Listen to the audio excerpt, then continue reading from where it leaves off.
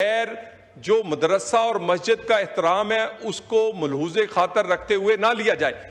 उसके बाद एक और उस पर तेल छिड़का गया कि 50 जो है इस्लामाबाद में उन पे हुकूमत कोई रातों रात कार्रवाई करना चाहती है। कोई ऐसा सोच भी नहीं है।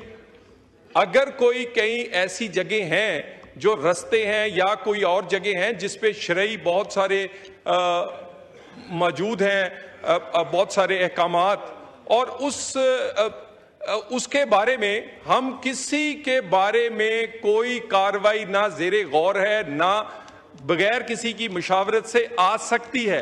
अब उसके बाद रहा बात इसकी, तो यहाँ पर हम मौलाना साहब के पास मैं हाजिर हुआ, पूरी इंतजामिया साथ थी।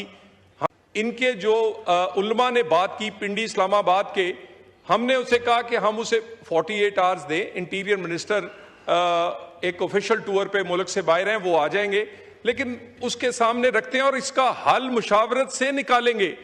लेकिन जनाब स्पीकर, ये तासर के रातों रात हुआ है। हर कदम एक एक ईंट लगाई या उखाड़ी गई है मुशावरत के साथ। एहतराम जो कि किसी मदरसे और मस्जिद का हो सकता है वो, और ये आइंदा भी इसी पॉलिसी को टो किया जाएगा।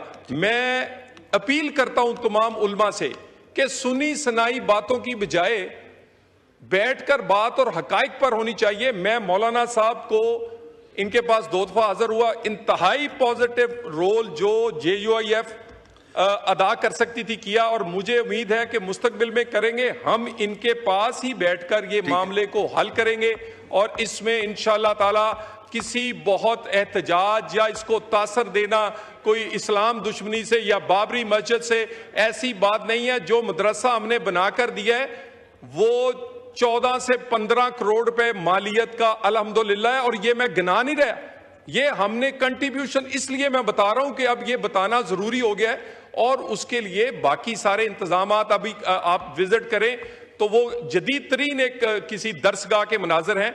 तो इसी तरह मसाजिद हों, बाकी मामलात हों, या ज़ायरीन के लीडर्स भी बैठे हैं। मैंने कल उसका भी, आज उसकी भी प्राइम मिनिस्टर ने एक कमेटी बनाई, मीटिंग हुई। कोई भी मकतबा फिक्र है, हम हर एक को ऑन बोर्ड लेके आसानियां पैदा करने के लिए किसी किस्म का कोई एक्शन रातों रात लेना बगैर मुशावरत के नहीं लेते।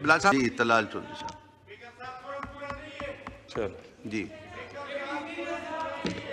सर, अब ये अपोजिशन जो है, सर गुजारिश ये है कि जो बाजोड़ के मामले पे आज सुबह भी बात हुई है, और बाजोड़ के मामले पे मैं आपको ये गुजारिश कर दूं, कोई नया ऑपरेशन नहीं हो रहा। नेशनल एक्शन प्लान के तहत सूबाई हुकूमत को एतमाद में लेके सूबाई हुकूमत के मुशावरत से जो नेशनल एक्शन प्लान है उस पर अमल हो रहा है।